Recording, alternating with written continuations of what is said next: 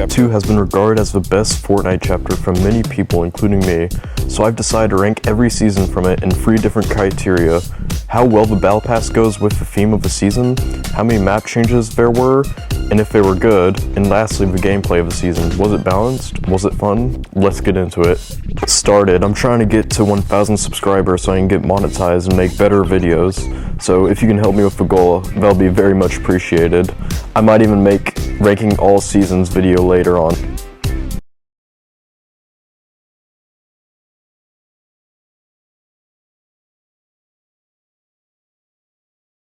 Everyone knew this season would get last place. The crafting system, the orb that drops from the Spire Assassin that you need to bring to the pillar just for bad boots, the Battle Pass, everything is pretty in line with the theme except for Neymar and the chicken. Out of all the collabs for the season, you have Neymar really? Map changes, the center got orange and we got bony burbs, the spire, and orange around the map. But the main thing that drags the season down is the gameplay. The crafting was awful, you need to farm cars and animals just to craft stuff. Many items were useless, like the recycler. It also got a mythic version, which no one ever used for a good reason. I don't want to stay here any longer, everyone already knows what's wrong with the season. Everyone barely escaped being worse than Primal, but for much different reasons. Let's start. The map sucks, it just does. Nothing changed except for a pyramid. You'd think the mothership exploding would do more, but no, it affected like 3 trees on the map. The Battle Pass, the Cube Queen, is really good for the theme, so is Carnage and the 2 others, but the new fish stick skin and the unicorn have nothing to do with the season or lore. The gameplay, I'm gonna be honest, I have no idea.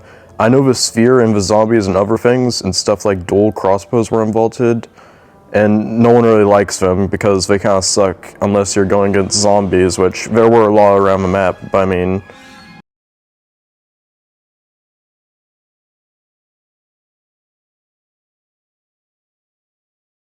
Season 7 has the worst map changes. Let me show you a picture of Season 1 and Season 7. Notice anything different other than Purple or Coral Castle? No? Well yeah, they changed the name of 2 POIs and gave them redecoration like Believer Beach and Corny Complex. But where the map fails to bring good stuff, the Battle Pass fits the theme really well. Each character can be explained by lore being an alien except maybe Rick, but he's a scientist in a space season. Gameplay is super fun with the aliens on heads and cows, but I did take a few points off of a railgun and recon scanner. That was just nightmarish to deal with back then. You just scan through walls and then shoot an overpowered laser towards people. And also, the UFO vehicles were really overpowered, unlike the UFO minigame, which was pretty fun and gave you pretty good items, but for a cost of playing the minigame.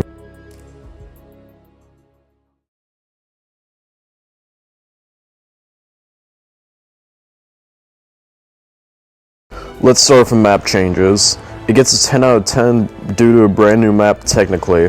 Half of the POIs come back from the original Season X. The weapons were pretty basic and there were no bosses at the time, so all you had to do was fighting other players. But Battle Pass was a weird one to rank, because there is technically no theme to the season, but I feel like there might be, like showing off the new mechanics like fishing with Turk versus Riptide and Slurpy Swamp with Ripley versus Sludge. Like I mentioned earlier though, the season gets bumped down a lot by the gameplay. 1 month into the season, everyone started getting bored, and 4 months of one season is crazy for any season, especially this one where it was already boring by the first one, so it got bumped down 6 points for gameplay.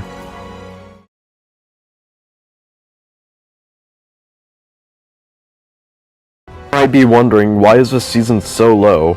Well, the Battle Pass in the first half of map changes for a season. The Battle Pass is amazing and fits with the theme, but none of them are epic originals, so I took 2 points off for that. In the first half of map changes, including Doom's Domain and the Fortilla losing 1/4 of itself.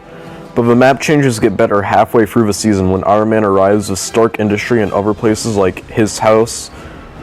The gameplay was incredible with flying jets in the beginning where you hunt them down and get superhero mythics. However, some of these mythics were way too powerful, like Iron Man's Beam and Force Hammer, which would just shred through builds. And if you didn't have some of these mythics, you were basically done for, like other seasons with OP weapons, which the #1 spot has a few of.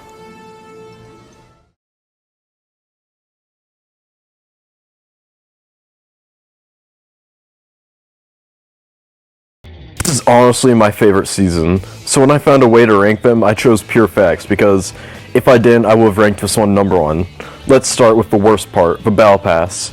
Half of these characters have nothing to do with the theme, and I mean nothing. Let me ask you a question. What does Sonya, Fade, and Eternal Night have to do with the past few seasons, or the theme Splashdown? I'll give you a few seconds. If you said absolutely nothing, you would be correct. However, the other skins do really well with connecting with past characters and fitting the theme, like Jules being Midas's daughter and Aquaman obviously being part of a Splashdown theme. Speaking of Aquaman, let's go to the first map change, Coral Castle. I mean, it was a map change, but was it good? No, not really. But for the first half of the season, the Flood carries the ranking, making some places have floating houses and locations even Spawn Island. After the water left, we were left with Catty Corner, the Fortilla, Rickety Rig, and the Forty. And I'm gonna be honest here, I completely forgot Rickety Rig was a thing.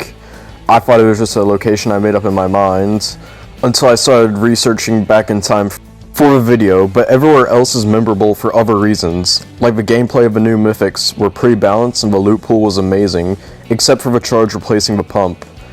Users were banned from playing Fortnite, which I think was somewhat good because I was a bit trash back then and I was hiding in bushes. And the aimbot feature, where if you put the crosshair on anything it'll automatically shoot, was a bit annoying. Bad things about the gameplay, Marauders, that's it. If you don't know what they are, search them up. The gameplay also gets knocked down for the water in the beginning, which I said was a good map change, but kinda is bad in a few ways. Some endgames were just in the straight water and made fights annoying unless you could build.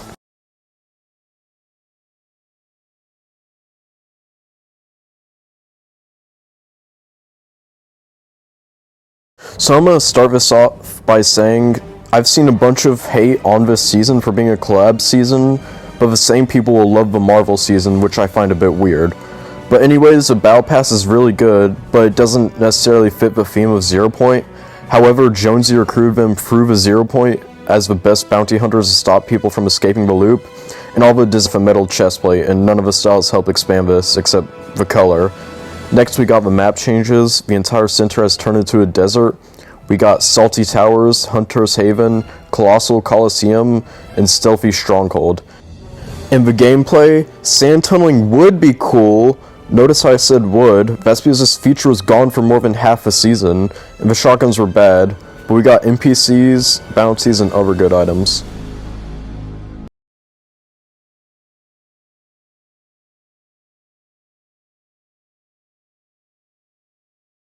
For this one, I'm starting with the Battle Pass. Using just the spy theme, they did amazing, allowing you to change what side they're on, either Ghost or Shadow, and changing the gameplay and the map. The customizable skin was cool, except for you not being able to change it after the season ended, which I was about to take 1 point off for, but I held off. Next we got the map changes. We got Ghost and Shadow locations placed around the map, like Weeping Woods and near Craggy Cliffs, but the main parts were the boss locations spread out on the outside of the map and one in the middle. Also the box factory where Meowscles would go later after being kicked out by Deadpool. Lastly, we got the gameplay, which first of all, I took off 1 point how long the season is, and 1 point for it being a bit unbalanced. If you had a mythical, it was basically over for everyone else, unless they had mythics themselves. But everything else was perfect. Bosses were added, henchmen were too, and C4 decoy grenades and the weird umbrella thing were added. End of this video. Subscribe